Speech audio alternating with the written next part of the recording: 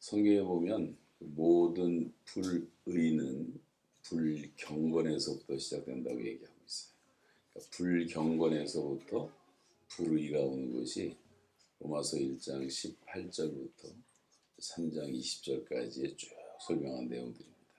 거기 보면 엑스레이 우리를 보듯이 모든 인간이 범할 수 있는 죄가 다 나오죠. 근데 그러면 근본적인 것은 불이 죄 문제가 아니라 불경건이 문제란 말이에요. 이 경건이라고 하는 것은 이제 우리가 하나님을 닮는다 그런 뜻이고, 또 경건 생활에 대한 정의는 뭐 여러 가지 형태로 내릴 수가 있지만 일단 가장 하나님을 닮은 사람이라고 할 수가 있어요. 근데 이 경건에 대한 형식적인 경건의 모습은 뭐 구제와 기도와 금식과 이런 것을 예수님이 말씀하셨지만, 경건한 어떤 내용과 라이프 스타일을 말한다면 데살로니가전서 5장 16절로 18절에 있는 기쁨과 기도와 감사, 이 세 가지를 대표적으로 말하는데, 자, 얼마만큼 기뻐하라 그랬죠? 항상 기뻐하라. 얼마만큼 기도하라 그랬어요? 쉬지 말고 기도하라. 얼마 동안 감사하라 그랬습니까? 범사에 감사하라. 이거는 아마 기독교인은 모르는 사람도 없고 안 믿는 사람도 아는 구절인데, 이 경건한 삶을 저와 여러분이 살 수가 있다면 우리가 정말 하나님을 닮은 사람이 되고 여러분을 통해서 많은 열매가 맺혀지리라고 믿습니다. 저는 이 말씀을 3년 가까이 있었던 북한의 이제 감옥에서 경험을 하게 돼요. 북한의 감옥에서는 항상 기뻐하기가 쉽지 않습니다. 또 쉬지 않고 기도하는 것도 쉽지가 않고, 또 범사에 감사한다. 감사할 조건도 이렇게 많은 것도 아닙니다.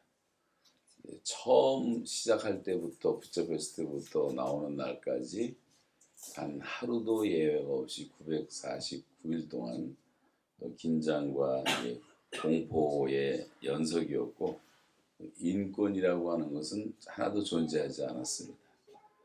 365일 24시간 동안 한 50여 명의 간수들이 저를 24시간을 지켰으니까, 낮에는 이제 권총을 차고 옆에 다니면서 노동을 하게 했고, 밤에는 잘 때 또 지켰고, 그런 시간들을 이제 가지면서 이제 소위 말하는, 거기는 저도 이름을 많이 잊어버렸는데 그 검찰, 경찰 이런 걸 다 합한 특수한 정치범 수용소였는데, 거기 이제 종신노동형을 받은 거죠. 단 한 번도 상상도 해보지 않았던 판자떼기 같은 그런 침대에서 누가 썼던 이불인지 모르는 시뻘건 이불, 낡은 이불이 하나가 있었고, 불만 끄면 돌아다니는 바퀴벌레가 괴롭혔고, 화장실에 들어가면 온갖 벌레들이 여름이나 겨울이나 항상 벌레가 가득하더라고요. 그러니까 엔터테인먼트라고 하는 것은 전혀 존재하지 않았습니다. 뭐 테레비도 없고 라디오도 없고 책도 한 권도 없고 누구나 다 가지고 있는 스마트폰도 없었고, 뭐 또 출출할 때 먹을 수 있는 간식이 한 번이라도 나온 적도 없었고, 하루에 8시간씩 중노동을 해야 되기 때문에 이제 점심, 저녁, 아침 이렇게 나오는 밥을 먹어야 하는데, 불량민지 뭔지 하여간 시커먼 밥인데 돌이 많아서 씹을 수가 없어서 물을 말아서 제가 한 3,000끼를 먹고 나왔는데 3,000번을 거의 다 물을 말아서 돌멩이를 가라앉히고 먹을 수밖에 없었어요. 그리고 이제 그렇게 먹다 보니까 열심히 먹었는데 노동을 하다 보니까 딱 2달 만에 23kg가 빠지더라. 2달 만에. 보니까 뭐 다이어트 할 만한 분들이 별로 안 보이는데, 다이어트 걱정할 필요가 없어요. 한 달만 갔다 오시면 됩니다. 뭐 2달도 필요 없어요. 반찬 가운데 무슨 고기 반찬도 없었고 이면수 같은 생선도 없었고 생선 반찬도 한 번도 안 주고 고기도 안 주고 계란도 안 주고 사과도 한번 먹어본 적 없고 뭐 커피 같은 건 상상도 못하고 김치도 없어서 김치 대신에 소금에 염장한 양배추 몇 조각 주고 된장국 주고 초여름이 되면 이제 우리가 감자를 심으니까 핵감자가 나와 조그만 감자들 그게 이제 6월달 7월달 나오면 이제 감자를 먹기도 하고 그러다가 또 어느 날은 자다가 제가 겨울 추운 겨울이니까 석탄을 떼잖아요. 석탄 가스를 맞고 그 간수가 발견 못해서 저는 죽었는데 24시간을 지키는데 이상하니까 들어와서 깨워서 겨우 살아난 적도 있고 또 이제 잠을 자는데 갑자기 복통이 와가지고 한 달 반을 그렇게 매일 밤을 대굴대굴 굴렀는데 이게 모든 게 다 스트레스로 온 거예요. 3달 동안은 뭐 설사가 논스톱으로 나오기도 하고 그래서 이제 병원에 결국 실려가서 이제 내시경을 했는데 우리나라 내시경은 조그만 얇은 줄이지만 북한 내시경이 거의 핸드마이크 수준 초창기에 그런 게 나왔었어요. 요거보다는 좀 얇지만 그러면서 뭐 12지장 상했다고 잘라내야 된다고 그러고 하여간 아침에 들어갔는데 나 깨나니까 전신 마취해서 깨나니까 깜깜한 밤중이더라고. 수술을 했는데 무슨 수술을 했는지도 모르고 지금까지도 몰라요. 하여간 살려놨다는 것만 감사하고 그리고 제일 고마운 게 의사들이었어요. 그래도 북한의 의사들이 양심이 있었고 인격적으로 대해줬고 그 사람들 눈빛을 제가 읽을 수 있었던 것이 이제 제가 어떻게 잡혀온 걸 다 알기 때문에 자기들도 그런 불만이 있는데 말은 못하고 그래서 좀 잘 해주는 그런 경험도 하기도 했습니다. 자 그런 가운데서 뭐 발가락은 다 동상에 걸려갖고 새카맣게 돼서 자르기 직전이었죠. 뭐 손가락 다 망가졌죠. 피투성이가 됐죠. 뭐 이런 가운데서도 항상 기뻐할 수가 있을까? 있었겠습니까? 없었겠습니까? 가능했다라고 말해요. 가능했다. 크게 기뻐하지는 않았어도 기뻐할 수도 있었고 감사할 수도 있었고 근데 그것이 어떻게 가능했냐면 순종할 때 가능했대요. 순종할 때. 지금 내가 전혀 원치 않았던 상황을 맞이하고 그런 어려움을 겪었지만 하나님의 뜻이 있을 것이라고 믿고 이걸 순종함으로 이제 받아들이기 시작한 거예요. 여러분 포기와 순종이라고 하는 것은 아주 중요합니다. 하나님 앞에서 포기할 땐 포기할 줄 알고 순종할 줄 알고 되는 거죠. 안 되는 일을 하나님이 하라고 명령하셨다면 성경이 거짓말 아니에요. 성경을 믿을 필요가 없죠. 항상 기뻐하라 그래서 뭐 순종한다고 기쁨이 생기는 것도 아닌 것 같고 뭐 쉬지 말고 기도하라고 해서 그것도 잘 되는 것 같지도 않고 뭐든지 다 감사할 수도 없고 일단 끝날 시간 되면 저한테 사인 주세요. 내가 무조건 될 테니까. 그래서 이제 저한테는 뭐 긴 얘기 949일 동안 있었던 이야기를 여기서 뭐 1시간 내려서 불가능하고 결론적으로는 저한테는 완벽한 수도원이었다. 그래서 그것이 가능했다는 말씀을 이제 드리고 싶은 거예요. 첫날 감옥에 들어가서 이제 여기서 이제 종신형을 받고 이런 데 살아야 되나 싶었는데 그날 밤에 하나님이 이제 꿈을 통해서 역사를 해주셔갖고 저를 위로해 주시고 꿈 얘기도 기니까 생략하고 혹시 책을 보신 분들은 뭐 다 볼 수 있으니까 그래서 마지막에 깜깜한 아주 완전히 깜깜한 어떤 골목을 그 지하를 이렇게 쭉 걷고 있는데 예수님의 손이 나타나더니 저를 이렇게 안아서 지상으로 올리더라고요. 올라왔을 때 그 모습은 아주 평화로운 강이 흐르고 이제 산들이 있는 그런 곳이었는데 그 예수님의 손 안에 있는 제 모습이 금 두꺼비 모습이었어요. 여러분 무슨 뜻인지 잘 모르겠지만 저는 다 아는 제가 이제 젊었을 때 CCC라는 곳에서 간사를 할 때 대학생들 성경 가르치고 할 때 학생 하나가 이제 고등학생부터 시작을 했는데 학생 하나가 저한테 별명을 붙여준 게 두꺼비 간사라고 붙여줬어요. 왜 그런지 모르겠는데. 근데 이제 제가 그 전에 그 아이가 아니고 지금 목사님 사모님이 되셔갖고 은퇴하셨는데 그 자매가 꼭 개구리처럼 생겼어 얼굴 모습. 그래서 내가 개구리라고 불렀거든요. 그랬더니 지금 약이 올라왔는지 나를 두꺼비라고 만들어갖고 애들한테 퍼져갖고 제가 두꺼비 간사가 돼버린 거예요. 저하고는 아무 상관없이. 근데 왜 하나님께서 그런 모습으로 제 모습을 보여주셨을까 생각하는 것이 북한의 감옥에서 첫 번째 깨달음이 첫사랑을 회복하라는 것이었어요.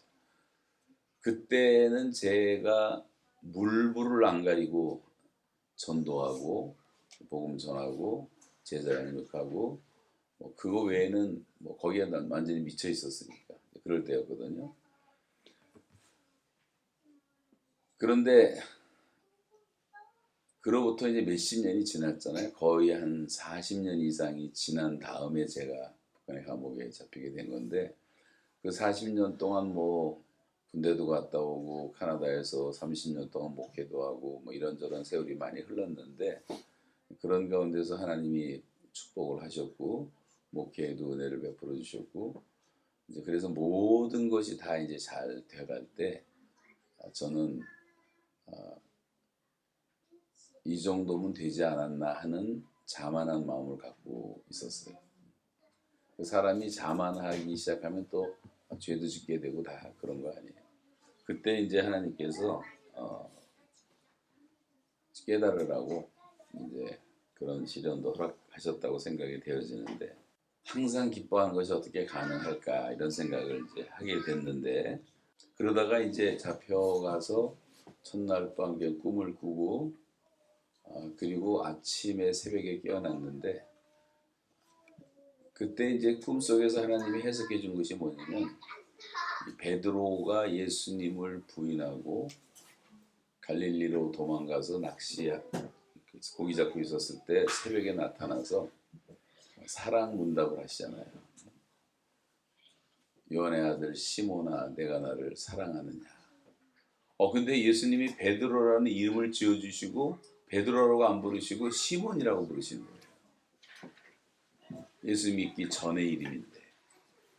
근데 성경에 보면 베드로가 시몬일 때 주님께 부름받을 때 그때 모습을 마태복음 4장 17절부터 22절까지 보면 즉시 immediately 말이 계속 나오고 즉시 배를 버려두고 즉시 부친을 버려두고 그냥 다 버려두고 배도 버리고 직업을 버린 거 아니에요? 부친을 버려두고 그리고 주님을 따랐다 이런 말씀이 나오잖아요. 굉장히 available 했단 말이에요. 영어로 말하면 주님이 말씀만 하시면 순종했고 그렇게 따랐단 말이죠. 그때의 모습을 상기시키느라고 시모나라고 부르시기 시모나. 근데 저한테는 그 금두꺼비가 시모나라는 말로 들려온 거예요.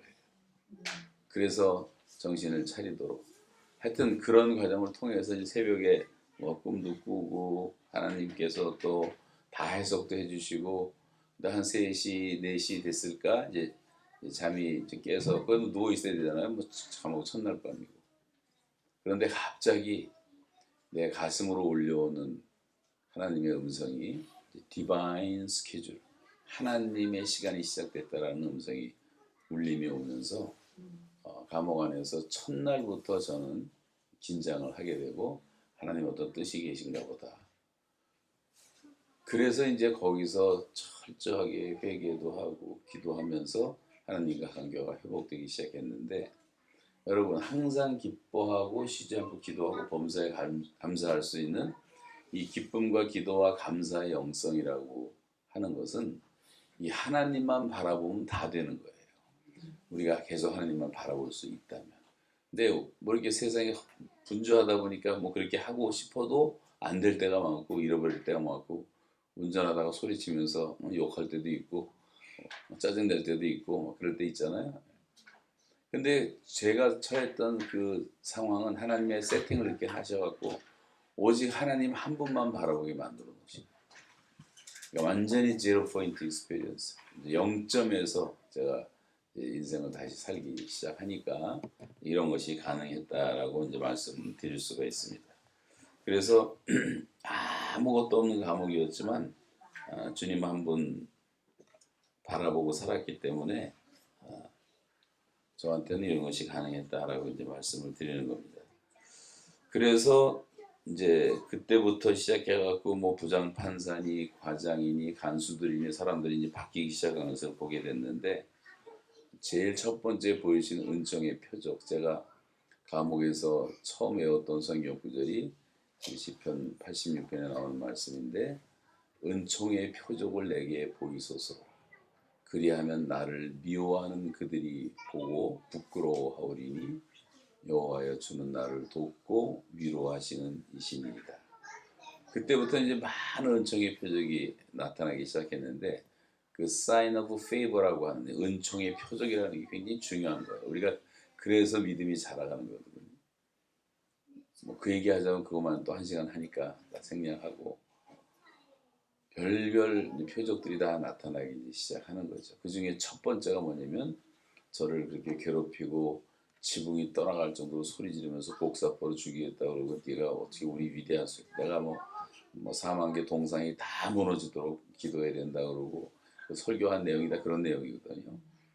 근데 북한 사람들 중에서는 동상 몇만 개가 다 무너지라고 소리 지르는 사람이 없죠. 있을 수가 없을 거예요, 그 안에서. 근데 미국에서 한 설교인데도 그걸 이제 캡처해갖고 해커들이 보고하는 바람에 그랬는데, 그러니까 그 부장판사는 아주 김일성 광신자인데, 김일성 대학 법대를 나오고 그 우리나라로 이제 판사로 이렇게 자리가 굳은 58살짜리였는데, 허씨라는 거 제가 알아요. 허씨, 허부장. 자기 이름도 절대 말하지 않는데, 나를 태우고 어디 가다가 평양 갈 때구나. 그 캐나다 대사하고 스웨덴 대사가 요청을 해서 한번 이제 처음으로 한 8개월 만에 연애를 하는데, 이동할 때 눈 가리고 이제 집차 타고 가거든요. 그런데 전화가 하나 걸려오더라고, 허부장한테. 그랬더니 허부장입니다 그러는 거예요. 그래서 허부장인 줄 알았지. 그 높은 사람이었나 봐요. 그러면서 뭐 자기 자식이 또 사고를 쳐가지고 문제가 생겼던 것 같아. 그래서 이제 뭐 이 얘기 저기 하면서 이제 가는 걸 들었는데, 그 허부장이라는 사람이 나를 그냥 죽이고 싶지 않대요. 법이 너를 보호한다고 소리 지르면서 너는 내 지금 한 것도 곡사포로 죽이고 싶다. 얼마나 화가 났으면 김일성 모독했다고. 그렇게 한 달을 그냥 소리 지르고 공포를 주던 그 사람이 어느 날 변하기 시작하는데, 사람이 갑자기 부드러워지기 시작하더니, 친절해지기 시작하더니, 먹을 걸 갖다 주기도 하고, 부인이 줬다면 동태식혜도 갖다 주고, 평양 갔다 올 때 뭐 과자도 한 보따리 사다 주고, 나를 잠깐 나오라 그러더니 자기만 쓴 조그만 목욕탕 들어가서 1대1로 막 때를 밀어주면서 목욕을 하기도 하고. 아니, 이 사람이 도대체 왜 이렇게 갑자기 변할까 했더니, 저를 조사하는 과정에서 저에 대한 이제 죄명을 더 알아야 되니까, 북한의 해커들 베이징으로 모스크바로 유럽으로 다 통보해가지고 저에 대한 정보가 없으니까 정보를 보내달라 그래서, 이 사람들이 북한 해커들도 기술 좋잖아요. 인터넷을 뒤져가지고 저에 대한 걸 다 보내주는데 계속 오더라고. 뭔가를 계속 듣고 있어 보니까 제 설교를 듣는 건데, 한 달을 듣는 거예요, 설교를. 하루 종일 보고. 이건 당의 지시고 공식적으로 설교를 듣는. 이 사람들이 뭐 교회를 다녀봤겠어요? 뭐 설교를 들어봤겠어요? 기도를 해봤겠어요? 근데 그냥 의무적으로 설교를 계속 듣고, 그것도 모자라서 우리 교회 홈페이지에 들어와서 내 설교를 5년치를 끄집어내서 프린트아웃하고 하루 종일 때 읽어. 강디모데 목사님 같은 사람도 그렇게 못해요. 나는 어떻게 하루 종일 설교만 했어. 이것도 결론만 내리면 우리 식으로 하면 그 사람들 그래도 결국 다 은혜를 받은 거예요, 자기들. 근데 이 한두 사람이 아니고 그 핵심 간부들한테 다 허락이 됐던 것 같아. 그 다음부터 뭐 십계명이 뭐냐 물어보고, 어떤 사람은 도이부 사람은 뭐 오병이어가 뭐냐 물어보고, 하여간 별일들이 다 많았는데, 그러면서 자기들이 은혜 받았다는 말은 못하지만 그런 변화된 모습을 표현하는 것이 먹을 것 갖다 주고 목욕탕 가고 뭐 이런 거였거든요. 그때 제가 느낀 것이, 하나님의 말씀은 살았고 운동력이 있다. 믿음은 들음에서 나고 들음은 그리스도의 말씀으로 말미암는다. 이 말씀들이 이제 확신이 오기 시작했고, 그 다음부터는 이 사람들이 오히려 저에 대해서 조심을 하는 이런 느낌도 받을 정도로, 간수들은 시간이 지나면서 하나씩 찾아와서 노동하는 현장에서 상담을 하기 시작을 하고, 사춘기 방황하는 14살짜리 아들에 대한 상담을 제가 3시간을 한 적도 있어요. 노동하면서. 근데 이제 자기 상담해 주니까 저 그늘에서부터 하라 그러더라고요. 여름인데 그늘에 가서 하면서 얘기를 해주고, 일을 안 시킨 적은 한 번도 없어요. 하여튼 그런 과정 가운데 간수들도 바뀌고 하는 것을 보면서 이렇게 느꼈던 것이, 에스겔 37장에서는 바싹 마른 해골대가 산처럼 쌓여 있는데, 거기 하나님이 에스겔을 데려가셔서 이제 이 뼈들이 내게 살겠느냐, 주께서 하시나이다. 여러분 잘 모를 때는 그냥 주께서 하시나이다 그러면 돼요. 그랬더니 하나님이 내 말을 대언하라. 그래서 하나님의 말씀 막 대언하기 시작했더니 갑자기 뼈들이 막 움직이고 사람의 형체를 갖추고 살이 생기고 피부가 높이고 여호와의 신이 들어갔더니 여호와의 군대가 되었더라. 저는 지금 우리가, 여러분도 이제 다 많이 느끼시겠지만, 이 북한이라고 하는 나라는, 저는 뭐 150분을 갔다 왔으니까 전국을 다 거의 207개군을 다 다녀봤어요. 자강도 안 보내는데 자강도 희천도 가서 사역도 하고 다 했는데, 정말 처참한 것은 이루 말할 수가 없고, 내가 경험한 북한은, 제가 아프리카도 뭐 수십 개 나라를 다녀봤지만 아프리카도 그렇게 고통스럽진 않아요. 첫째는 자유가 없어. 사람이 자유가 없어. 그럼 자유가 없이 어떻게 사냔 말이에요. 207개군이 군 단위로 다 그 통행증 받고 다니게 되니까 207개 감옥으로 되어 있는 거 아니에요. 그거는. 탈북민들 가운데 평양을 못 가본 사람도 수두룩해 만나고, 그 그지 같은 평양도 못 가보고 뭐 대단한 줄 알고. 평양 공산당 이제 간부들만 사니까 그럴듯하게 보이지만 거기도 한심해요. 아파트 40인짜리 져놓고, 요즘에 최근에는 전기가 하루에 1시간 들어온다고 그러더라고요. 1시간. 그 1시간 선물 주신대. 장군님이 선물 주신대. 전기가 선물이에요, 선물. 그래서 40층을 걸어서 오르락 내리락 해야 돼요, 실제로. 그리고 겨울이면은 다 화장실 1층에 내려서 다 보게 돼 있고. 제 첫 번째 간수 할아버지가 하나 있었는데, 그 사람은 사람이 참 착한 사람이었어요. 우간다에 그 의료 무슨 봉사까지도 갔다 온 사람이었는데, 국가적으로.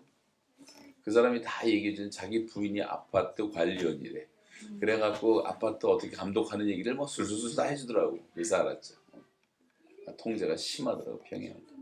평양이 사실은 더 어려운 거예요, 어떻게 보면.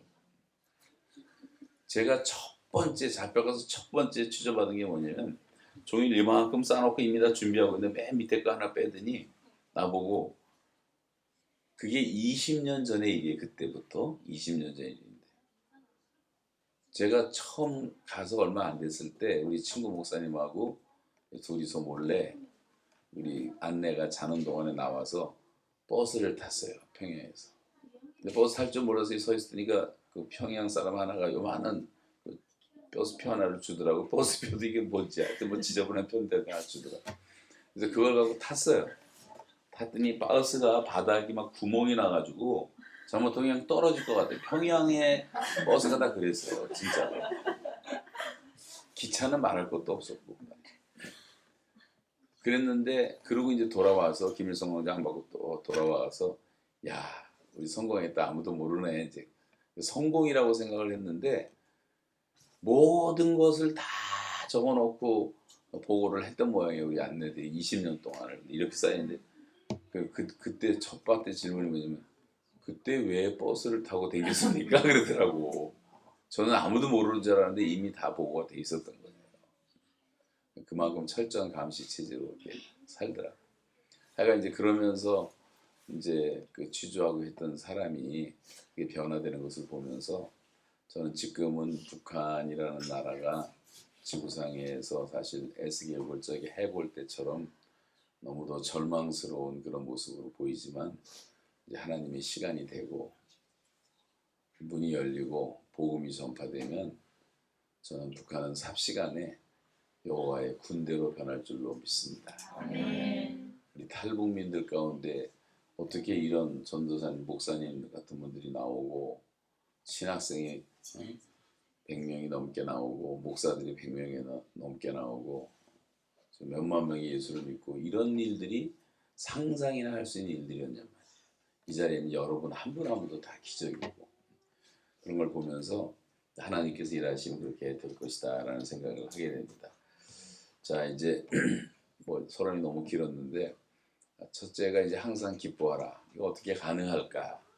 여기서 착각하지 말아야 될 것이 있는데 항상 기뻐하라 그랬지 항상 행복하라고 하지 않았다는 걸 여러분 기억하셔야 돼요. 행복이라는 말은 이제 우리가 해피라는 말을 많이 쓰는데 해피는 해프닝에서 나오는 거예요. 해피네스, 해프닝. 어떤 사건이 터졌을 때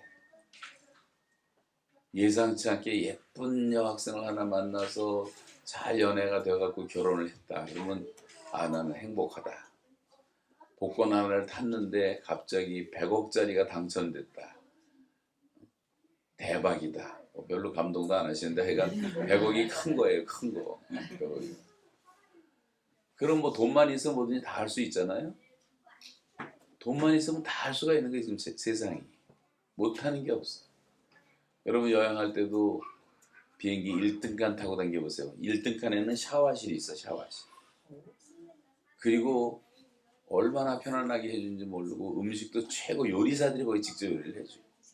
돈만 있으면 그런 거 타고 돌아다니면 뭐 피곤하지도 않고 전 세계 세계 일주도 할 수 있고 요트도 뭐 수천만 불짜리 요트 사가지고 즐길 수도 있고 뭐 할 수 있는 게 얼마나 많습니까? 권력도 살 수 있고 여자도 돈만 주면 다 살 수 있고 별짓을 다 할 수가 있는 거예요. 뭐 자동차도 롤스로이스가 아니라 뭐 최고급 자동차도 타고 다닐 수 있고 사람들은 이제 이런 것들이 이제 행복의 조건이라고 생각을 해가지고 그러면 돈이 많아야 된다. 돈이 많아야 된다. 그래서 사람들이 1억 천금을 누리고 불로소득을 좋아하고 그리고 로또 당첨을 기다리고 뭐 카지노 가서 땡겨갖고 대박을 꿈꾸고 이런 황금 만능주의를 살고 있는 시대의 사람들은 돈이 없으면 불행하고 돈이 있으면 못할 것이 없다고 생각을 하고 있어요.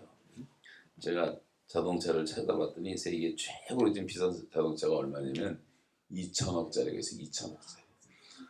부자들은 2천억짜리 자동차 사는 것도 문제가 아니에요. 여러분 1조를 여러분이 갖고 있다고 하면 1조가 얼마나 큰 돈이냐 하면 쉽게 말하면 한 달에 하루에 여러분이 매일 100만 원씩 써. 100만 원씩.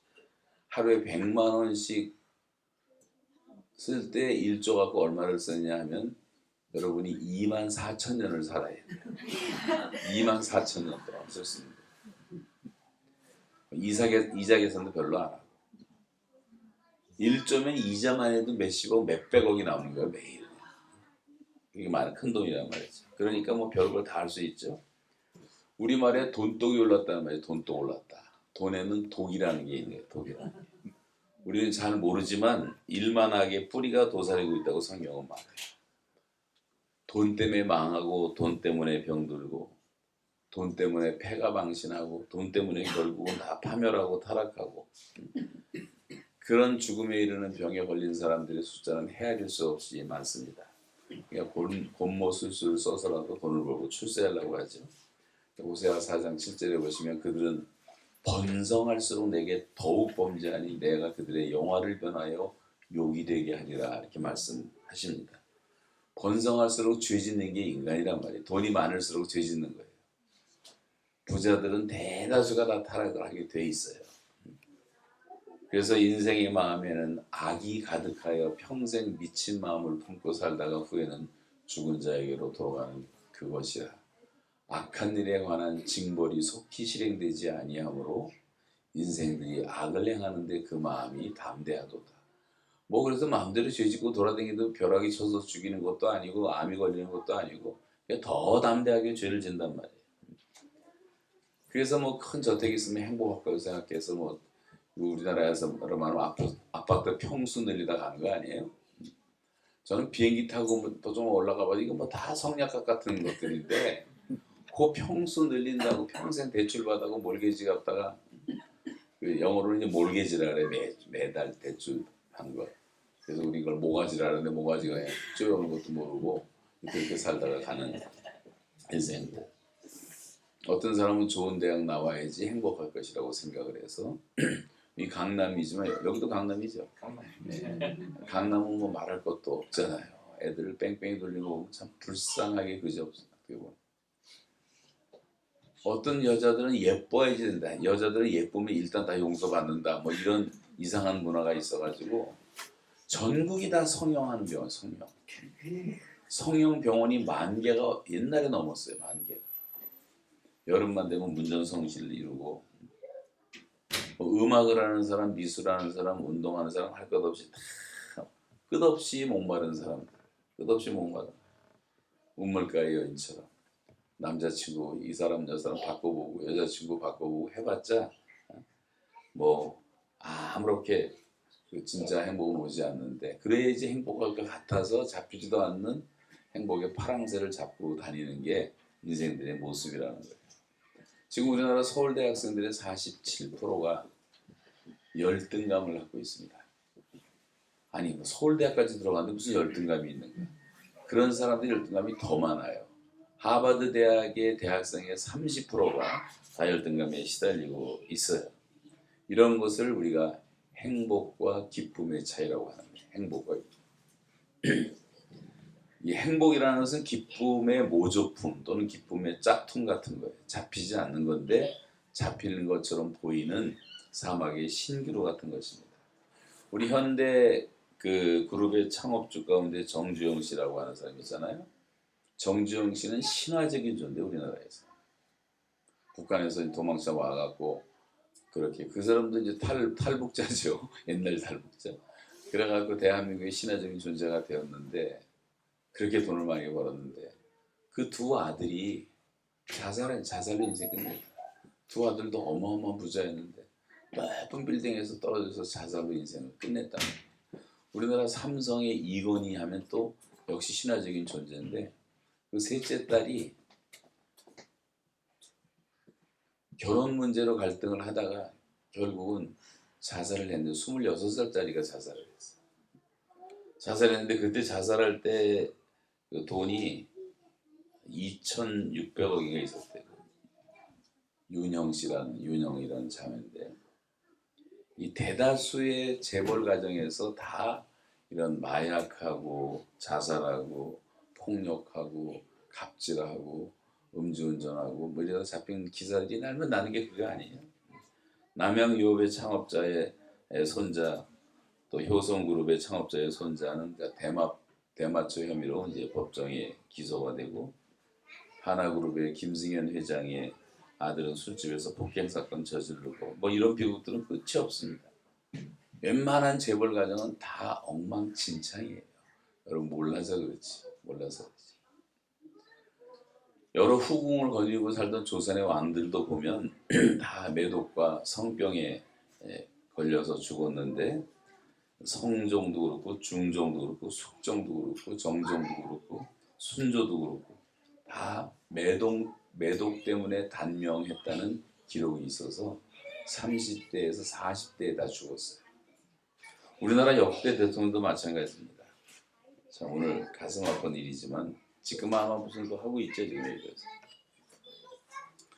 이승만 대통령부터 지금까지 모든 대통령이 한 사람도 빠짐없이 보면 최고로 출세한 사람들이었지만 대한민국의 대통령들은 모두가 다 비극적인 결말을 맞게 됩니다. 그게 자기를 행복해하게 하는 줄 알고 평생 온갖 노력을 다하고 공모수술을 써서 대통령까지 됐는데 결국은 뭐 노무현 대통령 퇴임한 다음에 얼마 있다 산에서 떨어져서 바위에서 떨어져서 자살하잖아요. 분신자살로 끝나고 박정희 대통령 그 자기 부하한테 총 맞아 죽고 그 부인도 총 맞아 죽고 그 다음에 다른 대통령들은 다 그냥 뭐 아들들이 줄줄이 감옥 가고 이승만 대통령 같이 훌륭한 분도 마지막에 하야에서 그렇게 이제 하와이에서 망명 생활을 하게 되고 전두환 노태우 대통령 비자금 문제로 몇 년 동안 감옥에 대한 뉴스가 얼마나 많은지 몰라요. 이명박 박근혜 대통령도 감옥에 살았고 아마 문재인도 지금 감옥 갈 준비를 하는데 이제 머리 쓰느라고 좀 길어지고 있지만 문재인도 감옥 보따리 싸고 있는 중이라고 생각되어지고 또 지금 대통령도 갑자기 뭐 일이 생겨갖고 오늘 뭐 감옥 가느냐 안 가느냐가 결정되는 날이기도 한데 이런 것들을 얼마나 후회할까라는 생각이 들어요. 이게 뭐 대단히 행복한 건 줄 알고 노력을 했는데 얼마나 비참합니까? 웬만하면 사람이 자살을 하겠어요. 연예인들도 마찬가지입니다. 최근 몇 년 사이에 36명의 유명 인류 연예인들이 자살로 인생을 끝냈어요. 20대 K-팝 가수들이 그런 신기루 찾다가 자살합니다. 국민 배우 최진실은 40세 때, 안재환은 36살 때, 인기 배우 정채율은 26세의 나이, 배우 유주는 27세, K-팝 스타 문비는 25세, 설리라는 자매도 25세에 다자택에서 숨진 채로 발견됩니다. 이런 연예인들의 이야기는 우리가 모르는 얘기가 뭐 엄청 많이 있어요. 그 영광스러운 것 같은 배우에 얼마나 그 사람들이 비극이 많이 있나 말이죠. 20세기엔 대중문화의 상징이었고 남성들의 그냥 우상이었던 최고의 매력 있는 여성 배우가 마릴린 monroe라고 하는 미국의 배우인데 뭐 전 세계적인 인기를 누렸고 이 골든글로브 여우주연상을 이제 2번이나 수상을 하기도 하고 전 세계적으로 팬들이 이렇게 많았고 매일같이 수백 통씩 팬레터가 날라왔고 케네디가 애인이었고 권력도 행사하고 그러다가 36살 때 약물 과다 복용으로 이제 결국 자살했는데 마릴린 monroe가 죽기 전에 남긴 말 가운데 이런 말이 있습니다. 나는 한 여성이 가질 수 있는 모든 것을 가졌습니다. 나는 젊고 아름답습니다. 나는 돈도 많고 사랑에 굶주지도 않았습니다. 수백 통의 팬레터를 매일 받고 있습니다. 누구보다 건강하고 부족한 것이 없습니다. 미래에도 그렇게 살 수 있을 것이라고 확신합니다. 그런데 웬일일까요? 나는 너무 공허합니다. 불행합니다. 뚜렷한 이유를 찾을 수 없지만 불행합니다. 이게 허무하다는 거예요. 사람은 누구나 다 불안의 구조성을 갖고 있어요. 3가지 불안이 있는데 첫째가 죽음과 운명의 문제라고 하는 존재론적인 불안이고 2번째는 죄에 시달리는 죄책이라고 하는 도덕적 불안이고 3번째는 삶의 의의와 삶의 목적과 의미를 묻는 존재인데 그걸 모르는 이제 정신적인 불안. 그걸 찾지 못한 사람들은 결국은 허무귀신에게 다 잡혀가는 허무하니까. 그런 얘기 하자마자 끝이 없어요. 마릴린 monroe가 마지막 죽으면서 이런 글을 남기고 생을 마감합니다. 나의 인생은 파장하여 문 닫는 해수욕장과 같다. 그 쓸쓸한 해수욕장 한번 생각해 보세요. 여러분 베드로전서 1장 24절에 보시면 그러므로 모든 육체는 풀과 같고 그 모든 영광은 풀의 꽃과 같으니 풀은 마르고 꽃은 떨어지되 꿈에 그리던 내 집 마련하고 근사한 자동차 사고 사람들이 우러러보는 높은 직책에 올라가고 전 세계를 누리는 뭐 크루즈 여행을 하고 뭐 정말 멋지고 행복한 것 같지만 한 달만 지나면 다 그냥 무덤덤해지는 겁니다. 뭐 굉장히 뭐 대단할 것 같아도 예쁜 여자 만나서 뭐 장가 가봤자 뭐 몇 년 지나면 또 권태감에 시달려고 바람피는 놈들도 많고 년들도 많고 하여간 세상이 다 그런 거예요. 그게 다 요즘 우리가 보는 드라마 아닙니까 드라마. 그래서 저는 아예 드라마를 안 봐요. 텔레비도 아예 안 봅니다. 텔레비 안 본 지가 40년 돼서 저는 그 계엄령 선포된 것도 몰랐어요. 뉴스를 안 보니까 몇 시간 있다가 뭐 사람들이 떠들어서 이제 알게 됐는데 9.11 사건 알죠? 9.11 9.11 사건도 몰랐어요. 제가 하루 동안 어디 갔다 오고 바쁜 바람에 뉴스를 안 보니까 전 세계가 난리가 났는데 인생이라는 게 금방 사라지는 연기 같고 이슬 같은 거라고 성경은 말해요. 이러므로 그들은 아침 구름 같으며 쉬 사라지는 이슬 같으며 타작마당에서 광풍에 날리는 쭉정이 같으며 굴뚝에서 나는 연기 같으니라. 호세아가 이런 말을 했죠. 가장 위대한 행동 작가로 알려져 있는 미국의 해밍웨이가 노인과 바다라는 이제 책으로 노벨 문학상을 받잖아요. 이 사람도 결혼을 3번 합니다. 뭐 그 얻은 인기가 뭐 대단했고 세계가 다 존경한다고 했지만 62세에 이 사람은 자살해요. 해밍웨이의 아버지 클래런스 해밍웨이도 1928년에 권총으로 자살하고 해밍웨이는 62년도에 엽총으로 자살하고 그렇게 이제 끝나는 거죠. 그 자살 원인이 조울증과 알코올 중독에 시달렸다고 하는 거예요. 나중에 이제 피해망상증을 보였다는 분석도 있습니다. 허무한 거죠.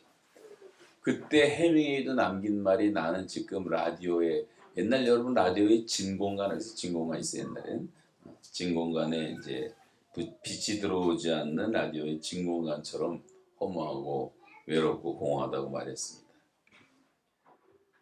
우리가 다 꿈을 이뤄서 행복할 것 같은데 왜 이렇게 사람들이 떠나냔 말이에요. 거기에 대한 유명한 힌트로 파스칼이 한 유명한 얘기가 있죠. 하나님께서 사람을 만드셨는데 하나님은 모든 인간의 마음속에 하나님께서 만들어 놓으신 공백이 있어요. 공백. 백큐 있어요. 백큐. 공백이 있는데 이것은 어떤 것으로도 채워질 수 없고 오직 인간을 창조하신 하나님에 의해서만 채워줄 수 있다. 여러분, 여러분과 저 모든 사람들의 마음속에 공백이라는 게 있어요. 이거는 영원한 것으로 채워야지만 만족이 있는 거예요. 그것은 하나님의 영으로 채워야 되고 하나님의 말씀으로만 채워야 되는 거예요. 영원한 것은 하나님밖에 안 계시고 영원한 것은 하나님의 말씀이기 때문에 여러분 말씀으로 채우면 오늘 우리 기도한 자매 아까 누구죠? 네, 기도했는데 기도도 참 은혜가 됐어요. 그렇게 아까 기도 서론에서 말씀에 대한 얘기를 하니까 참 은혜가 되더라고요. 그렇게 이제 말씀대로 우리가 살아야 되는 거죠. 그래서 인생이라는 것은 이런 공백을 채우기 위한 이 보물찾기 같은 것이라고 할 수가 있어요. 어떤 사람들이 이 공간을 돈이나 물질이나 명예나 권력이나 인기나 쾌락과 즐거움으로 채우려고 하지만 이런 것들은 다 일시적인 것이고 금방 또 공백이 생기는 거예요. 그래서 영원한 것으로 채워야 되는데 여러분 하나님의 말씀 외에는 다른 방법이 없어요. 다른 길도 없고 그래서 오직 말씀, 오직 성경이에요. 오직 성경. 그게 종교 개혁자들의 이 개혁의 외침 중에 하나였는데 오직 성경. 저 한국에는 이제 우울증 환자가 급증하고 있고 입시 경쟁이 너무 심하고 경제가 하락하고 노후가 불안하고 몇 년 사이에 몇 명 자살인 줄 아세요? 한국 땅에서 몇 년 사이에 10만 명이 자살했어요. 가뜩이나 인구 절벽이라고 하는데 자살로 세상을 떠난 사람들이 한계 군이 없어요. 군이 없어서 사라지는 거예요. 다 그 대다수가 우울증 증세로 사라지는 거예요. 제가 며칠 전에 그 베이비박스 그 하는 목사님 만났는데 지금도 베이비박스가 수없이 버려지고 있대요. 지금도. 어마어마한 일. 지금도 여자들이 낙태로 애를 죽이는 게 하루에 3,000명. 여자들이 3,000건이나 낙태하는 게 낙태. 여성들은 정신 차려야 돼요. 하나님께서 거룩한 여성으로 믿는 성도들이 그런 가정을 이루라고 보내셨는데 그리고 제일 안전한 것이 어머니의 태란 말이에요. 근데 거기에 석션이 들어와가지고 모가지 자르고 다리 잘라서 핏덩어리를 다 버리는 게 3,000명. 지금 저출산입니까? 새빨간 거짓말. 다 불륜 때문에 인구가 이렇게 감소하고 다 죽여버려야 돼. 부담스럽기도 하고 또 베이비박스에 버려지는 애들은 또 장애인들이 이렇게 많대. 장애인들 나타나면 또 키우기가 싫은 거지. 완전히 그런 이기주의자가 돼가지고 말이죠. 그래서 이제 대한민국의 제일 심각한 문제, 뭐 모든 게 다 그렇지만 이게 다 음란의 문제입니다. 음란. 왜 저 시골 논바닥에 로봇들이 그렇게 많고 성행을 하고 있습니다. 3,700만 명이 가입되어 있는 제일 큰 음란 사이트가 해커들에 의해서 폭발이 됐어요. 미국에서. 다 드러났잖아요. 많잖아요. 3,700명. 조사해 보니까 반이 기독교예요. 400명의 목사들이 그날로 사임을 했어. 여러 명이 자살을 했어. 우리나라의 N번방에 뭐라고 몇 년 전에 실컷 떠들었던 이런 것을 다 덮어버린 게 사회가 난리가 나겠어 보니까. 그 안에 별별 인간들이 다 들어있는. 제가 우리나라의 특수경찰 하는 분들이 뭐 북한에 대한 강의해달라 해서 몇 번을 갔었는데 천안에 있어요. 저기 천안 어디 있는데. 그래서 못 들어오는 사람은 다 이제 줌으로 하고 했는데 그 책임 맡은 여자 경찰이 이제 권사님이신데 그분이 그러더라고. 말을 할 수가 없대 창피해서. 교회 문제를 말하세요. 자기가 권사인데 교회 비리가 얼마나 많은지 그 드러내면 교회 다닐 사람 없다고 말할 정도. 그렇게 교회까지도 어둠이 되고 부패가 되었으니 빛과 소금은 뭐 저리 가라고 어떻게 우리가 전도할 수 있냔 말이에요. 지금은 암 환자가 500만 지금 투병하는 사람이 뭐 135만 정도를 잡는다고 하고 당뇨병 환자들이 700만 고혈압 환자가 1000만 북한에서는 너무 못 먹어서 다 굶어 죽고 남한에서도 너무 먹어서 다 병으로 죽고 2023년 기준으로 한국에 등록된 장애인 수가 264만 2,000명이에요.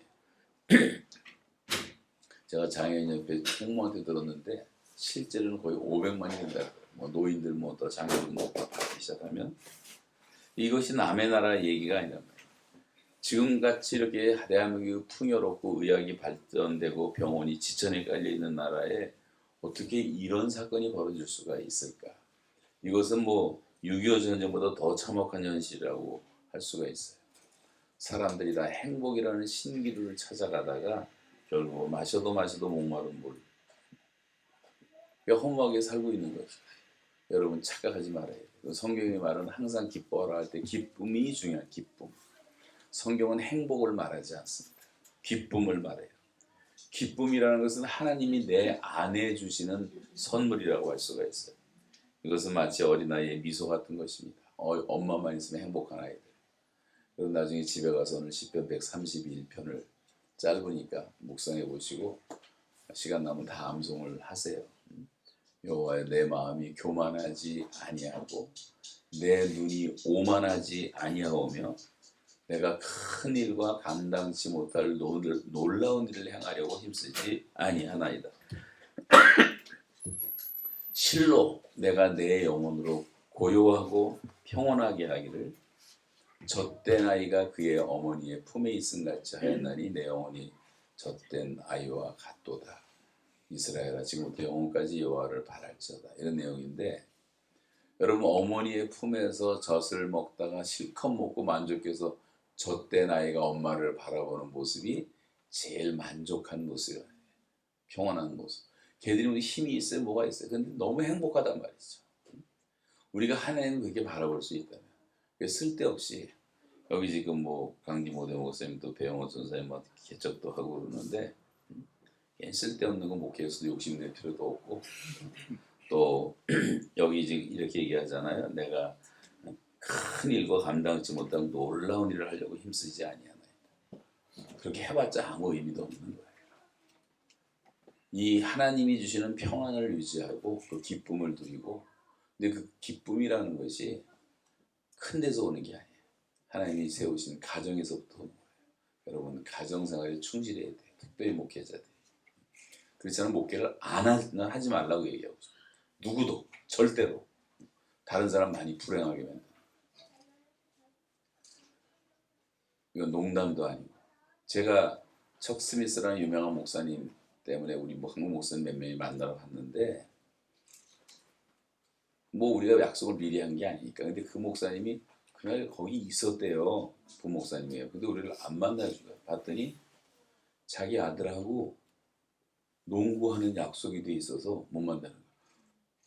우리 같으면 그러겠어요? 외국에서 아주 유명한 목사님들이 뭐 몇십 명이 와서 만나자 그러면 다 대개 다 특별한 데서 뭐 만나주는데 자기 아들하고 농구 약속한 것 같아요.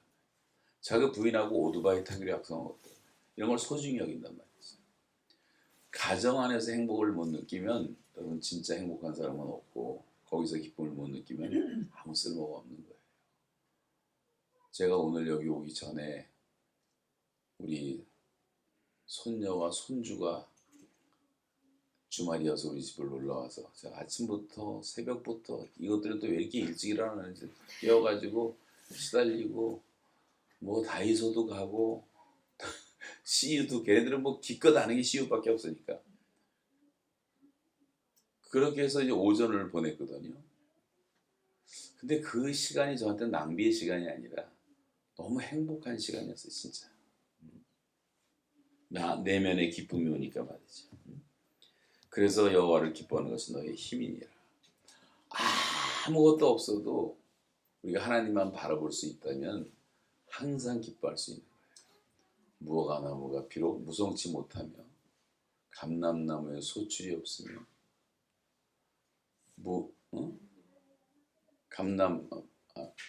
포도나무에 열매가 없으며 감람나무에 소출이 없으며 밭에 식물이 없으며 우리의 양이 없으며 외양간에 소가 없을지라도 나는 여호와를 인하여 즐거워하며 나의 구원의 하나님을 인하여 기뻐하리로다. 여러분 아무것도 없어도 하나님만 똑바로 바라보면 기쁨과 즐거움은 우리에게 찾아오는 거예요. 북한의 감옥에서 먹을 거 아무것도 없고 그래도 지금 생각해보니까 돌이켜 생각해보니까 그때 하나님 바라보고 살았던 시간이 제일 복되지 않았는가. 사람들은 이해를 못하겠지만 그 시간이 그리워질 때도 있어요.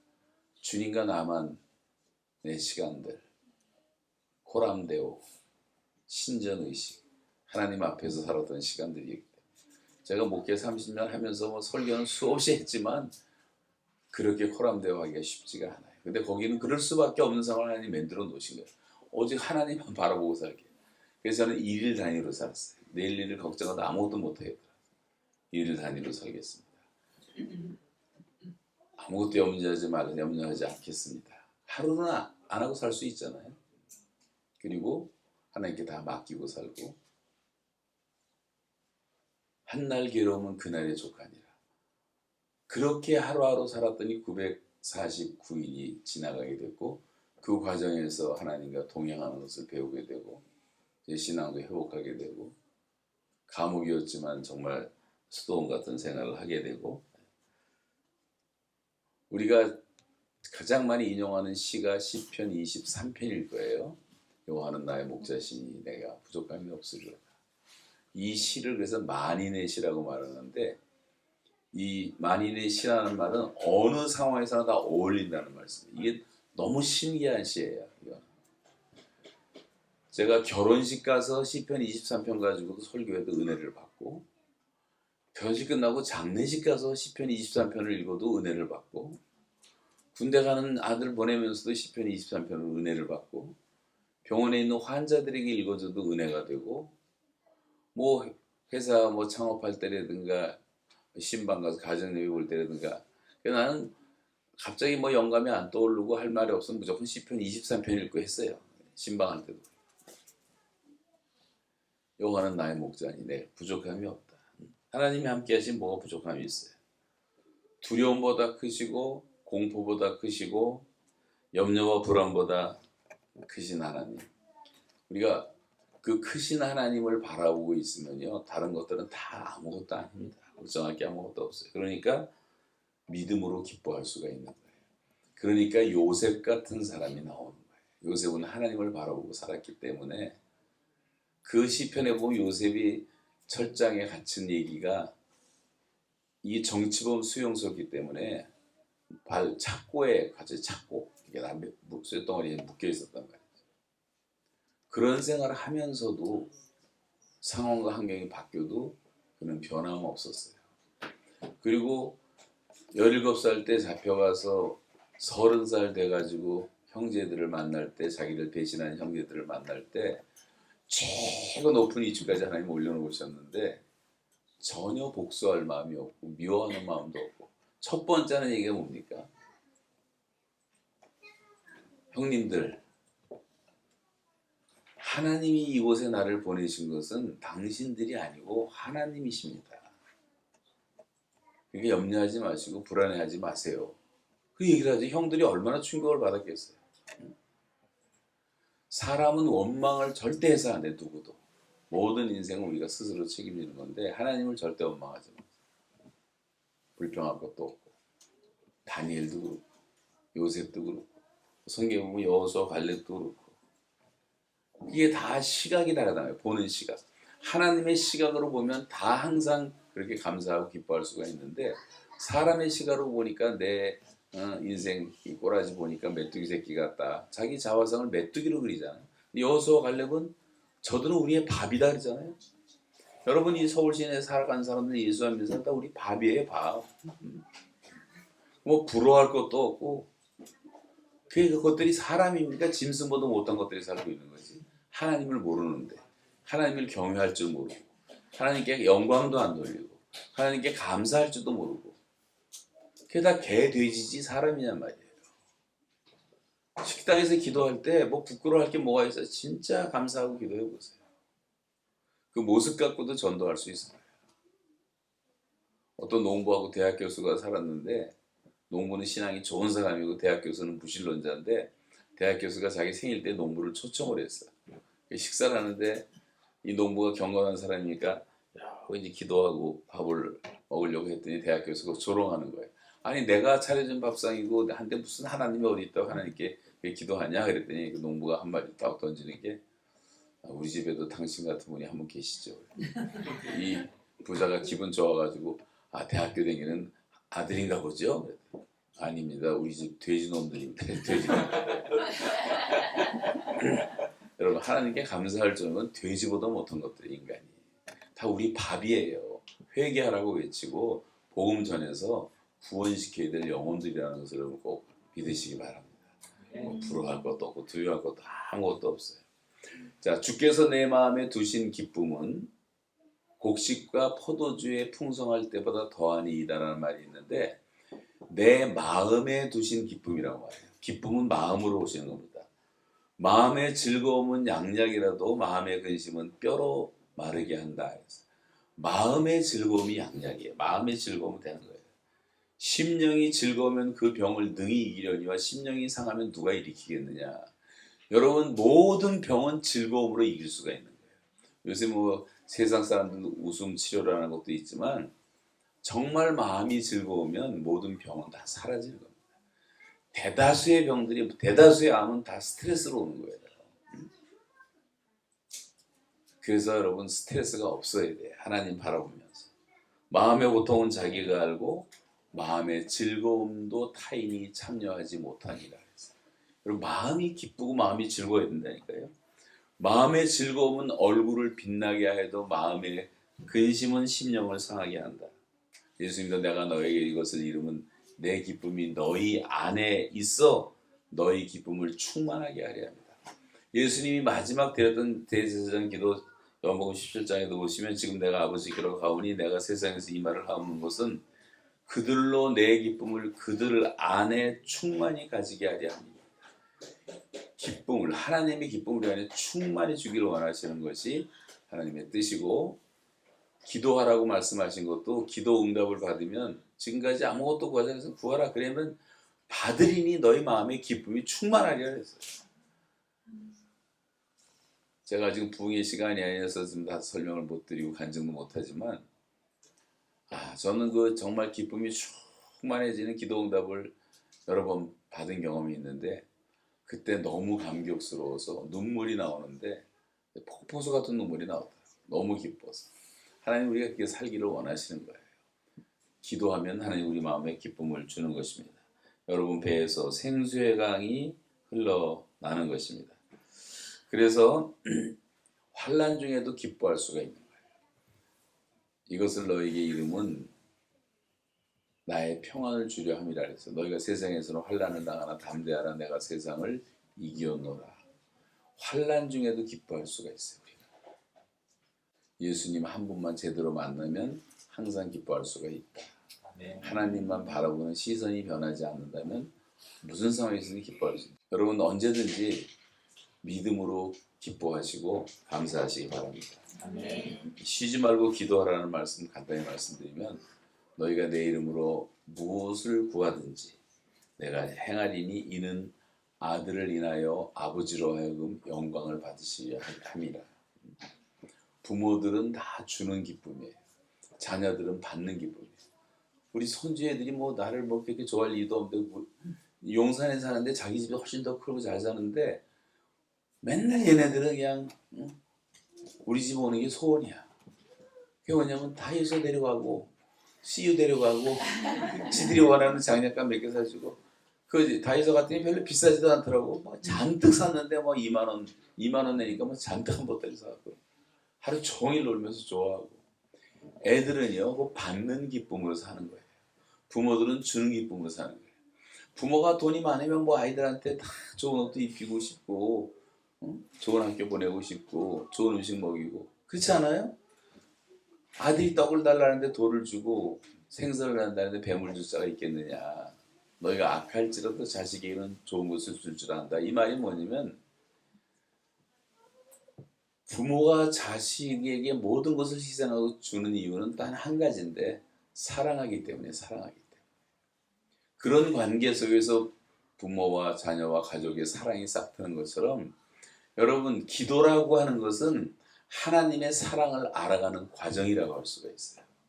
기도 응답을 받아야지 여러분 마음에 기쁨을 느끼고 그리고 하나님의 사랑을 더 많이 경험하게 되는 거예요. 하나님은 주시는 기쁨, 우리는 무슨 기쁨이라고요? 받는 기쁨. 근데 왜 기도하지 않냐? 그래서 영성학자들이 대개 기도에 대한 정의를 fellowship with God, 하나님과의 우정이라고 해요. 기도는 하나님을 바라보는 거지만 간구라는 것은 하나님을 지속적으로 바라보는 것이고 지속적으로 하나님과 바라보고 기도하다 보면 우리의 영안이 열려서 하나님의 눈으로 세상을 보는 눈을 갖게 되고 내가 당한 뭐 어려운 고통 힘든 일들이 다 이해가 되기 시작하는 거예요. 깨달아지는 거예요. 그러니까 우리가 불행한 가운데서도 감사하게 되고 기뻐하게 되는 이유가 항상 쉬지 않고 기도하면 가능하단 말이죠. 그래서 쉬지 말고 기도하라고 말씀하고 있고 이 기도하라는 목적은 우리에게 기쁨을 충만히 주시기 위한 것인데 여기 구하라 찾으라 두드리라 근데 여기 영어 성경에 그렇게 많이 나오고 있어요. 앞에 보면 keep on이란 말이에요. keep on seek, keep on ask, keep on knock 계속 기도하고 계속 찾고 계속 두드리고 do not ceasing 중단하지 말고 계속 하라는 말이에요. 계속 하라. 그래서 여러분 친구 관계가 거래 관계가 아니듯이 자식과 부모의 관계가 다 사랑의 관계이듯이 그렇게 계속 기도하는 것이 중요하고 그래서 저는 북한에 있을 때 제일 많이 부른 찬송가가 두 개가 있었는데 하나는 나는야 친구 되신 하나님과 푸른 초장 한없이 거니네 손을 잡고 기쁨을 나누면서 한없이 거니네 지나간 날들에게 말씀하며 앞날에 들릴 내가 들을 때 믿을 수 없는 꿈만 같은 사실 믿으니 이 세상 천국 같아 나는야 친구 되신 하나님과 영원히 다정하게 지내리 세상은 없어진다 할지라도 우리는 영원히 지내게 되리 주일학교 때 불렀던 노래들이야 나는야 친구 되신 하나님과 아세요? 감옥에서 뭐 그렇게 고생하는 것 같았지만 내 마음이 즐거우니까 한 손에 꽃갱이 들고 한 손에는 예수님 손 붙잡고 간다고 생각하고 양쪽에는 보초들이 권총 타고 따라와도 찬송이 나오네. 찬송이 즐거우니까. 그리고 541장 내가 찬송가 뭐 부를 때 이 얘기를 많이 했던 기억이 나는데 감옥에서 이제 병원에 실려가서 2달 있을 때 제가 이제 성경 보고 찬송하는 일만 했기 때문에 찬송을 1장부터 600장까지 다 불렀거든요. 부르면서 뭐 점수도 주고 또 해석하고 해석 잘하는 거 별 3개 주고 별 2개 주고 혼자 뭐 별짓 다 했는데 그러다가 541장쯤 왔는데 이게 충격적인 가사가 나오는 거예요. 꽃이 피는 봄날에만 주의 사랑이 있음인가, 열매 맺는 가을에만 주의 은혜 있음인가, 땀을 쏟는 여름에도 주의 사랑이 여전하고 추운 겨울 주일 때도 주의 잡이 변함없네. 근데 2절에 가니까 솔로몬의 지혜보다 부귀보다 욥의 고난 더 귀하고 솔로몬의 지혜보다 욥의 인내 더 귀하다. 이게 나한테 얼마나 위로가 되는지. 솔로몬의 부귀보다 욥의 고난이 더 귀한 거구나. 제가 그때 고난을 받고 있었잖아요. 솔로몬의 지혜보다 욥의 인내가 더 중요하고, 그리고 성경을 보니까 인내라는 성품이 얼마나 중요한지 몰라요. 그러면서 믿는 자들 핍박받는 어리석은 사람들을 회개하고 돌아오라. 저 천국을 바라보니 이 세상은 나그네 길 죽음의 일 피하라고 나의 앞길 막지 말라. 내게 맡긴 양을 위해 나의 결에 평화 위에 주님 주신 길을 내가 충성으로 따르리라. 4절까지 너무 은혜 같아서 다 외워갖고 이제 노동하면서 계속 불렀단 말이에요. 근데 보니까 이 찬송을 작시한 분이 손양원 목사님, 손양원 목사님. 우리나라 순교자, 사랑의 원자타. 이렇게 좋은 찬송인데 한국교회 와서 내가 집회들을 뭐 하면서 이 찬송을 이제 부르고 싶어서 얘기했더니 이 찬송을 불러본 교회가 없는 거야 지금까지. 영락교회도 안 불렀고 순복음교회도 순복음교회도 안 불러봤고 대형교회들 가운데도 하나도. 그래서 내가 포기했어요 요즘에. 한국교회가 너무 찬송을 잃어버렸어요. 복음성만 냈다 부르지 찬송을 몰라. 찬송은 성경 다음으로 그 작시 작곡한 분들이 다 기도하면서 영감을 받아 쓴 것이기 때문에 정말 샘물처럼 우리 마음을 새롭게 하는 거거든요. 이런 얘기를 하는 이유는 계속 하나님을 바라보라는 거예요. 하나님을 바라보. 그래서 하나님의 안목에서 보게 되면 다 감사하게 되고 고통에 하게 된다. 아무것도 염려하지 말고 여러분 이제부터 기도 생활을 하시면 되는 거예요. 그래서 기도 생활을 많이 할수록 불만이 줄어들고 불평이 줄어들고 짜증이 줄어드는 거예요. 기도 시간이 줄어들수록 불만이 많아지고 원망이 많아지고 짜증이 심해지는 거예요. 반드시 기도 생활과 비례하는 것입니다. 기도라는 것은 승리의 흐름이라고 할 수가 있어요. 기도를 쉬면 우리가 넘어지는 거예요. 제가 지난번 탁구를 한번 봤는데 그 우리나라 그 탁구 선수 가운데 신유빈이라고 하는 요즘 유명하죠 신유빈. 네, 걔가 17살 지금 몇 살인지 모르겠어요. 한 20살 됐나? 17살 때인데 바로 본선인데 태국의 선수하고 마지막 결승에서 붙었는데 이 태국 선수가 노련한 여자였어. 41살짜리거든. 근데 17살짜리가 그냥 계속 이기는 거야 우리나라가 태국. 그러니까 이 사람이 너무 당황을 하니까 딱 작전 타임을 요청하더라. 그 흐름을 끌어버리는 거야. 축구도 그렇고 흐름을 타면 계속 넣는 거예요 골을. 근데 흐름이 끊어지면 안 들어간다. 그다음부터. 그러니까 신유빈이가 그다음부터 계속 지더라고. 흐름이 끊어지니까. 여러분 기도 생활은 흐름이에요. 승리의 흐름. 계속해야 되는 거예요. 쉬지 말고 해야 돼요. 시골에서 열심히 기도하는 사람이 서울 와서 기도 안 하고 처녀 때 열심히 기도하던 여자들이 시집 가서 기도 안 하고 아무리 기도 열심히 하던 교회도 기도 몇 년 쉬면 교회가 다 약해지는 거예요. 교회 부흥은 기도에 있는 거예요. 여러분 교회를 위해서 기도 많이 하시기 바랍니다. 이런 끊음 때문에 지금 코로나라는 몇 년 기간 동안에 한국 교회 30%가 어디가 다 잡혀가고 도망가고 말았잖아요. 이 흐름이 다 끊어지고 나니까. 그러나 이제 정말 계속 기도했던 교회들은요. 제가 코로나 때도 쉬지 않고 돌아다녔는데 4배, 5배 부흥되는 교회도 봤어요. 코로나 기간인데. 기도를 쉬지 않으니까 그런 음성이 찾아오더라고요. 그래서 여러분 기도하시라는 얘기고 이제 할 얘기가 너무 많은데 뭐 이거 3시간짜리 설교를 준비해서 이걸 50분 만에 하려니까 이제 마지막 범사에 감사하라. 범사에 감사하라. 기도를 계속하고 기도에 감사함으로 깨어있어라. 골로새 4장 2절.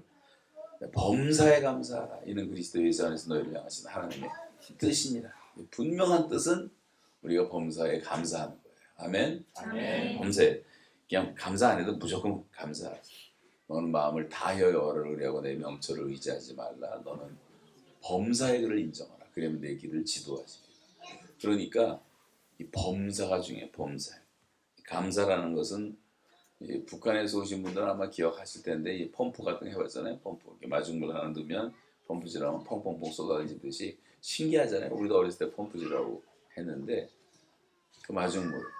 그러니까 감사라고 하는 것은 마중을 해야지 배웅하는 것이 아니라는 말이 있어요. 그래서 선불감사라는 말 듣잖아요. 선불감사. 미리 감사하는 거. 그럼 미리미리 오히려 감사하세요. 우리 아버지, 우리 언니, 우리 동생 하나님 집에 나올 줄 알고 감사합니다. 감사기도 드리고 감사함도 바치고 어떤 여자는 자기 남편이 하도 속색이니까 기도하다가 신발 들고 나왔더니 남편 신발 들고 나와서 강대상에 올려놓고 하나님 신발이 나왔어. 이 남편도 나오게 따라서 나오게 해주십시오. 그러니까 미리미리 감사하고 기도하는 게 얼마나 중요한지 몰라요. 3가지만 기억하시면 돼요. 따라서 하세요. 에베네셀, 임마누엘, 여호와 이레. 이 3가지만 잘 기억하면 우리가 범사에 감사가 가능한 게 에베네셀이라는 말은 지금 여기까지 나를 도우셨다. 지난 과거를 돌아보니까 여러분 두만강을 건너온 분들도 계시겠지만 북한에서 있었던 시간들, 중국에 있었던 시간들, 고난의 시간들 제가 우리 강 목사님 간증도 들어봤고 우리 배 전사님 간증도 다 들어봤는데 그것들 다 기억해보면 지나고 나가고 보니까 이게 다 하나님의 섭리가 있었단 말이에요. 하나님의 뜻이. 우리는 다 깨닫지를 못했지만 지나고 나니까. 그러면 그때 뭐가 돼요? 감사가 나오잖아요. 감사. 고생을 하고 있어도 지나고 나니까. 저도 뭐 어렸을 때 잘 살다가 또 사업망해서 아버지 가난하고 뭐 군대 생활하고 이민교회 30년 하고 북한에 감옥에 가고 뭐 지난 걸 다 생각해 보니까 아, 이게 다 변장된 하나님의 축복이었구나 깨달아지는 거예요. 제가 요즘 많이 이제 여기저기 이제 불려댕기기도 하고 미국도 불려댕기고 여기저기 불려댕기는데 이게 다 위대한 수령님 덕분이에요. 북한이 나를 이렇게 잡아가지 않았으면 누가 그때 불렀겠냔 말이지. 대통령이 표정을 해주고 뭐 난리를 치고. 여러분 우리가 원망할 게 아무것도 없어요. 감사하면 되는 게 감사합니다. 다 감사합니다.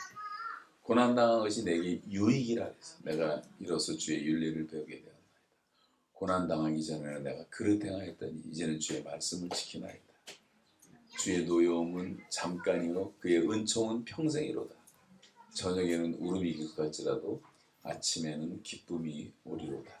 여러분 이게 다 우리의 간증이 돼야 돼요. 여러분의 고백이 되시기를 축복합니다. 네. 다 함께 선을 이루는 거예요. 그러니까 이 과거를 돌아보다 감사할 수 있고 현재는 뭐예요? 현재는 임마누엘이라 하라. 먼저 성탄절 갖고 오는데 알았어 이제 끝내니까 임마누엘이라는 말은 God is with us. 하나님이 지금 나와 여기 함께 계신다. 하나님이 사람이 돼서 찾아오신 이 성육신의 신비는 하나님이 지금 나와 함께 계시다고 하는 거예요. 그러니까 우리가 감사할 수 있잖아요. 지금 내 모습 이대로 감사하세요. 믿음으로 감사하시고 무조건 감사하세요. 어떤 이지선이라고 들어봤어요? 이지선? 많이 안 해. 송명이 들어봤죠? 우리 교회도 다 왔다 갔는데 이지선은 우리가 얼굴 쳐다보기도 좀 힘들 정도로 다 망가지고 지금도 한동대 교수한다고 얘기 들었는데 근데 그 사고 나기 전에 얼굴은 너무 이쁘더라고 잠깐. 근데 그렇게 됐어. 그럼 뭐 다 죽어버리고 싶은 마음이 사람이 들지 않겠어요? 그러다가 하나님의 은혜를 깨닫고 이제 그렇게 전도자가 돼서 지금은 그 얼굴로 젊은 사람 가운데서는 최고의 전도자가 돼서 일을 하고 있다. 송명이도 마찬가지. 이러고 침지질을 흘리고 간증을 하는데 이 사람들이 어떤 남자가 그 중증 환자가 군대에 유문을 갔어요. 그래서 군인들 새까맣게 있는데 여러분이 너무 부럽습니다. 나는 군대를 가고 싶은데 군대를 갈 수가 없습니다. 근데 군대 요새 뭐 군대도 아닌 군대 같은 데 가가지고 맨날 불평하는 애들이 얼마나 많아요. 뭐지 2년도 아니고 뭐 20개월인가 다 나오는 건데요. 우리는 다 3년씩 했는데 그래도 여러분 그런 사람도 많고 식물인간도 지금 중국에 50만 명이 식물인간으로 말도 못하게 누워있는 거예요. 의식도 없어. 눈도 못 떠. 말도 못해. 미국에도 2만 명이 있대. 우리나라에도 수천 명이 이런 사람들이 있고. 그런 사람들의 소원은 가족들이 눈만 한번 떠봐도 소원이 없겠다고. 눈만 한번 떠봐. 손가락이다 한번 움직여줘라. 근데 식물인간처럼 가만히 그리고 몇 년을 살아가는 거예요. 지난주에 제가 보호 관찰 대상 아이들한테 설교를 하고 왔는데 저도 모르는 게 많더라고. 했더니 그런 아이들이 5만 5천 명이에요. 우리나라 그 청소년들 가운데 12살, 13살, 14살, 15살 이런 애들이 주로 여자애들도 그러고 5만 5천 명이 다 그렇게 잘못되고 타락을 한 거예요. 청소년들이. 그런데 매년 그 중에 수용 가능한 게 5천 명밖에 안 돼. 우리나라 시설이. 그러니까 5만 명은 수용을 못해. 그래서 훈계하고 집에 보내는데 그러면 애들이 90%가 다 재범을 해. 감옥에 가서는 아주 전국구가 돼가지고 아주 더 범죄가 더 커지고. 여러분 그런데 아이를 못 낳는 사람들은 나는 그런 자식이라도 하나만 있으면 소원이 없겠다고 말하는 사람들이 있어요. 근데 부모들이 왜 이렇게 아이들을 만지면 애들을 학대라는 거야. 관심을 안 갖고. 그러니까 애들이 다 망가지는 거지. 나는 그런 아이라도 하나만 있으면 소원해. 뭐 이 시험관 아이 한다고 고생하는 여자들도 얼마나 많은지 몰라요. 직장 다니는 사람 보세요. 요즘에 직장 못 다니는 사람들이 200만 백수들이 있는데 직장 다니면서 불평하는 사람이 얼마나 많은지 몰라. 근데 직장 없는 사람 나는 그런 직장에도 하나만 있으면 소원이 없겠다고 말하는 사람도 많이 있어. 감사할 줄 모르는 거지. 한국 땅에 오고 싶어하는 사람이 너무나 많아요. 지구상에 지금. 아프리카 제가 말리에 가서 이제 선교사 대회하고 나오는데 이제 뭐 최동환 대사랑 같이 난 VIPC로 나오니까 말리 사람이 하나를 붙잡더니 자기도 한국 한번 보내달래. 내가 외교관인 줄 알고. 근데 그 쿼터 제대로 돼 있어가지고 우리나라는 어느 나라는 몇 명, 100명, 200명 다 정해져 있어요. 1년에 그밖에 못 들어와요. 그런데 한국 한번 가고 싶대. 자기 나라에서 20년 일하는 것을 한국에서 1년만 일하면 번단 말이야. 그러니까 누가 오고 싶지 않겠어. 전 세계가 오고 싶어하고 지금 몽골 사람들이 15만 명이 와 있어요. 한국 땅에. 전 인구가 300만밖에 안 되는데 불법으로도 많이 와 있고 뭐 태국 사람, 필리핀 사람, 뭐 베트남 사람 수없이 많이 와 있고 고려인들도 지금 16만 명이 들어와 있어요. 우리 탈북민들은 작은 거예요. 3만 5천. 그럼 목숨 걸고 넘어야 되니까 그런 거고. 조선족들이 지금 100만이 들어와요. 건 300만의 노동자들이 세계에서 다 들어와서 우리나라 사람들이 하기 싫어하는 일을 다 하는데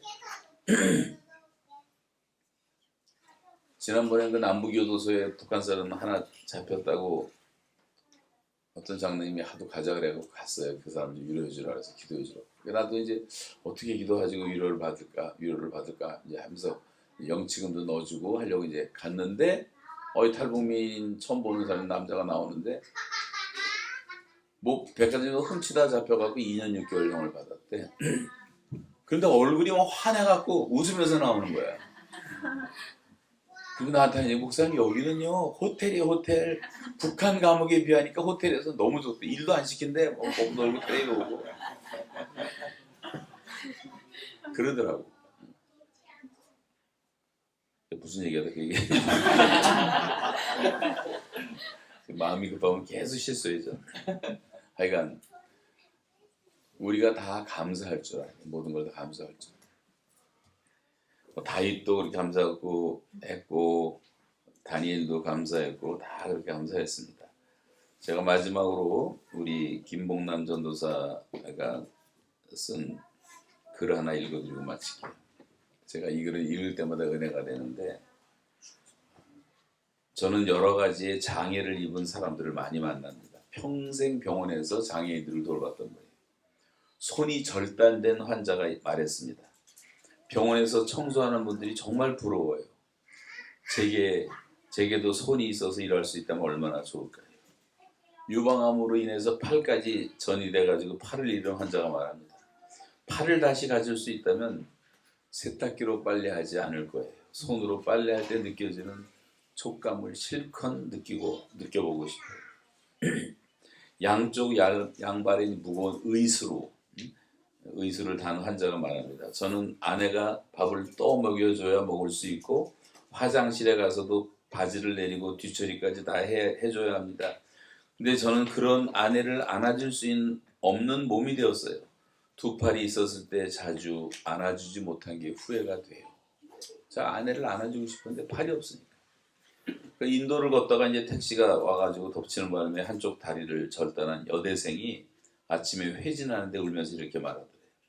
어젯밤 꿈에 친구들과 웃고 떠들며 걸어다녔는데 일어나 보니까 내 다리가 하나 없어진 채로 그대로 있었어요. 너무 마음이 너무 아파요. 꿈에서처럼 친구들과 같이 걸어다니고 싶어요.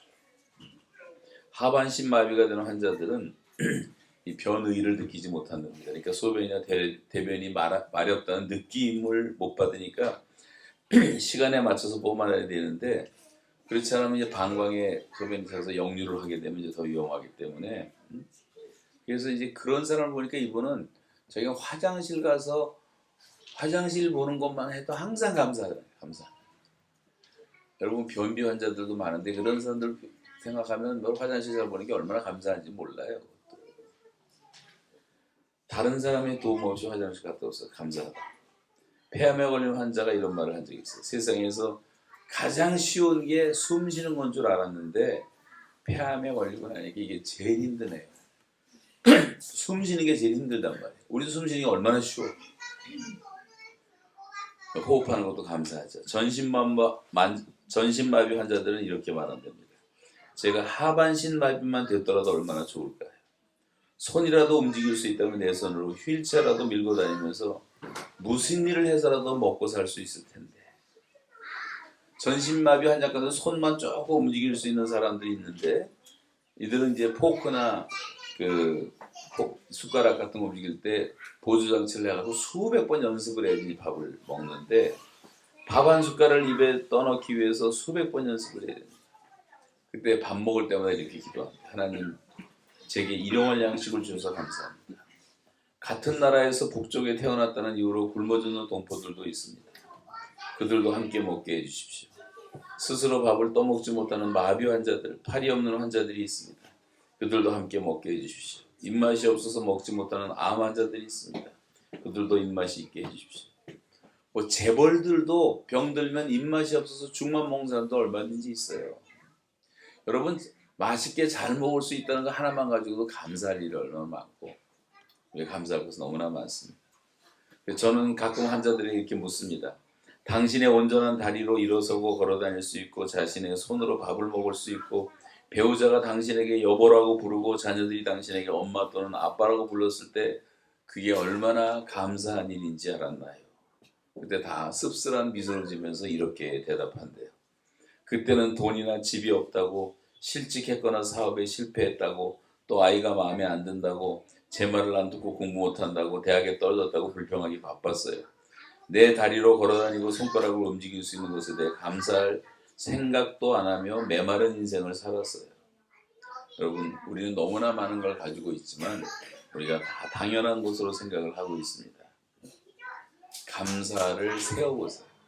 잃어버린 것 세지 말고 남아있는 걸 세워보세요. 저는 제가 이제 솔직한 고백으로 비행기 탈 때마다 늘 감사하는 게 있는데,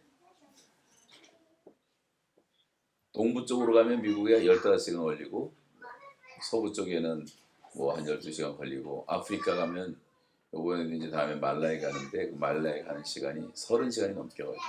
비행기 타고. 그 일반석에 쪼그려 앉아갖고 얼마나 힘들어요.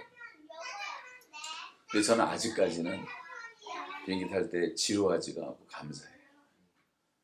일단 비행기 타면은 성경 암송하기 시작하면 시간 가는 줄 모르고, 또 기도하면 기도도 잘 되고, 하늘 꼭대기에서 기도하니까 기도가 좀 더 잘 되는 거예요. 거기다가 제일 감사한 것이 뭐냐면, 북한에서 내가 화장실 가려면 그러니까 요만한 감옥에서 새벽에 일어나면 손 들고 있어야 돼. 간수가 와서 화장실 가라고 허락할 때까지. 근데 비행기 타고 다니는데 화장실 아무 때나 갈 수가 있죠.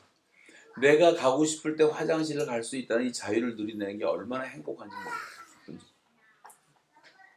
여러분, 자유를 잃어버리면 자유가 얼마나 소중하다는 것을 알 수가 있는 거예요.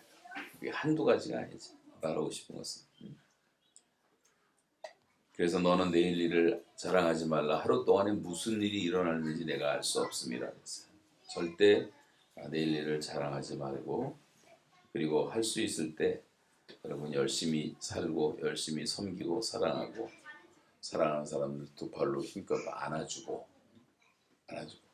우리 손주들이 그냥 빅 허그 그러면 엄마 아빠가 나한테 이렇게 허그해 주거든요. 그 아이들의 허그가 얼마나 우리에게 기쁨을 주는지. 여러분도 마찬가지. 아이들을 다 이렇게 허그해 주고, 주일학교 애들 돌아다닌다고 뭐 시끄럽다고 자기 가서 조용히 해주지 말고 애들을 다 품어주고, 저 아이들이 여기 지역구 국회의원보다 더 귀중한 사람이라고 생각하고 사회 전용인사를 대하듯이 아이들을 사랑으로 키우면요 다 큰 인물이 되는 겁니다. 그래서 여러분, 제일 아름다운 영성은 기쁨이 있는 거예요. 늘 기쁨이 충만하고, 그리고 기도의 영성이 살아있고, 그리고 항상 감사할 줄 알면 여러분의 삶을 통해서 저절로 전도도 되는 거예요. 사람들은 그런 사람이 옆에 있기를 다 좋아합니다. 그래서 여러분, 이런 영성을 회복하고 하나님 앞에 나아갈 수 있기를 바라고, 그렇게 해서 이제 전도자들로 살아갈 수 있기를 주님의 이름으로 축복합니다. 지금 말로 전도하는 시대 끝났어요. 말도 당연히 해야 되지만 요즘에는 보여주는 시대, 그러니까 비주얼 시대, 영상 시대. 애들 다 보고 들여다보고 있잖아. 다. 지하철에서 들여다보고. 그래서 보여줘야 돼요, 여러분. 삶을 우리가 보여줘야 돼요. 그래서 경건의 능력으로 다 전도하시기 바라고, 기죽지 말고. 어거스틴 같은 사람은 신교 구교를 초월한 위대한 기독교 지도자지만 북아프리카에서 한 70명 모이는 교회 목회했어요. 뭐 몇만 명 모인다고 적은 것도 아니고, 군사에 따라 다르지만. 그래서 여기 무리들이라도 여기 NK피플이 그렇게 잘 준비될 수 있다면 하나님이 여러분을 귀하게 사용할 줄로 믿습니다. 아멘.